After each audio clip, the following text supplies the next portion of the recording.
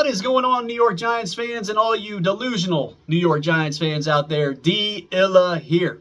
Hi. So we're going to do a draft recap video for the 2024 NFL Draft. The New York Giants had 6 picks in this draft. They started off with pick number 6, and they selected Malik Nabers, a home run pick. If this team didn't go quarterback, this was the wide receiver that I wanted this team to draft. I didn't think they were going to go with Malik Nabers, just based on character concerns. I thought Rome Odunze was going to be a guy that fit this team a little bit better from a character standpoint.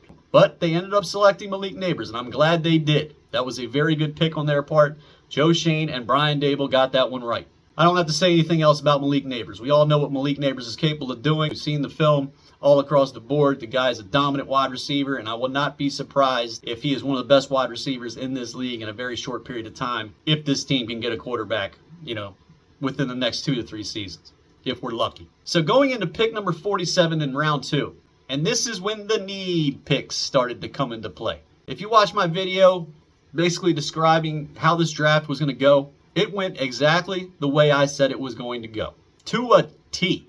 I told you that this team spent heavily on the defensive line, which they did when they acquired Brian Burns, and they were going to invest in that secondary because, again, they're trying to somehow piece together a contending football team here. And Schoen and Brian Daboll, going into their 3rd season, they have to prove that the success that they had back in 2022 was not a fluke heading into year number 3, because year number 4, that's when the dominoes start to fall, and that's when the heads start to get cut. So they know their jobs are on the line. So they're going to try to start piecing talent where they believe they need it. And secondary was, Ray Charles could see what this team was going to do in this draft. If you don't know who Ray Charles was blind. He's passed away at this point, but yeah, Ray Charles couldn't see it all. But he could see that this team was going to go with a lot of secondary help in this draft. And I said in that video, at the bare minimum, this team was going to take at least 2 secondary pieces. And that's what they did. Started off with a safety in Tyler Nubin. 6'2", 205 pounds, out of Minnesota. Guy has a lot of interceptions on his track record. Not exactly a great all-around athlete at the safety position. A lot of people are going to say he's a hard-hitting safety, he's a ball hawk, this, that, and the other. When you talk about safeties nowadays, look, there's no such thing as a hard-hitting safety anymore. The days of Brian Dawkins, your Steve Atwaters, your Ronnie Lott's, your Cam Chancellors, you don't have safeties like this anymore. Like, these safeties cannot lay the wood on these wide receivers like they used to back in the day.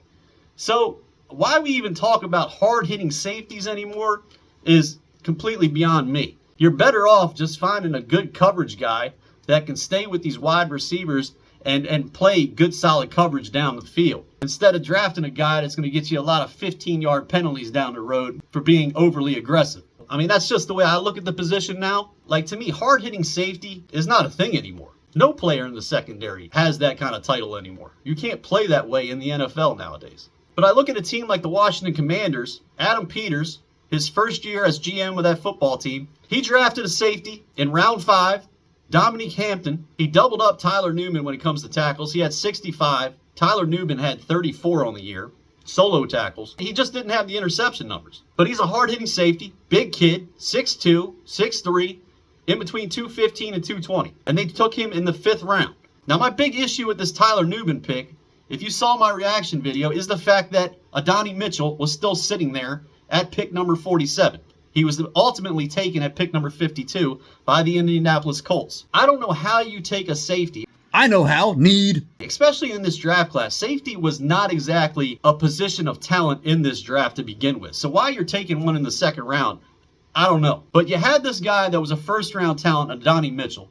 Your wide receiver core consists of a lot of players that really haven't done much of anything. You look at guys like Jalen Hyatt, and I go back to that Philadelphia Eagles game from last year. Jalen Hyatt didn't even catch one ball in that game, but somehow this guy's going to turn into a very good option for this football team when he couldn't even get open against that garbage-ass secondary Philadelphia had last year. But okay.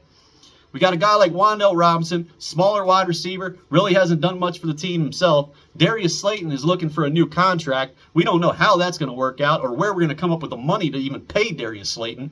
And people are probably going to point to, well, Darren Waller's probably going to retire, so we're just going to, hand the money over to Darius Slayton from that. I don't even know, even once Darren Waller retires, if we're going to have enough money to even think of doing something like that. Like, this team has big time money issues right now, whether you know it or not. Now, I'm not a big fan of Online Big Blue, but one thing I will give that man credit for is he does know a lot about the cap. And anything he does say about the cap, he's normally on point when it comes to it. And he's saying right now that this team, when it comes to money and cap space, it's not there. So you have all these issues with your wide receiver core. Not to mention you goofballs out there constantly complain that it's one of the reasons that Daniel Jones can't succeed. It's not established. You drafted Malik Nabers. You had a chance to get a first-round talent in Adonai Mitchell and put him on the other side of the field, opposite of Malik Nabers. Adonai Mitchell, who is an ex-wide receiver, a guy that has size, who's 6'2 or 6'3, runs very good routes. A lot of people have compared him to a guy like CeeDee Lamb, and you just let him pass by because this report comes out that he has diabetes issues. You know, when did this report come out? Like 4 or 5 days before the draft, and all of a sudden this is a problem? Like, this wasn't brought to anyone's attention prior to this? Like, come on, man. He didn't have any issue last year playing with diabetes, nor in prior years. The Colts got themselves a steal. Anthony Richardson will enjoy throwing the ball to him and Michael Pittman Jr. I don't know. You know, it's just another missed opportunity. And what I stressed before this draft even began was just elevating the talent level of this roster, regardless of position. And the New York Giants had a big-time opportunity right there to solidify their wide receiver core, and they just let it slip right through their fingers because they drafted a need position. Xavier McKinney left, so we just had to fill this void. Had to.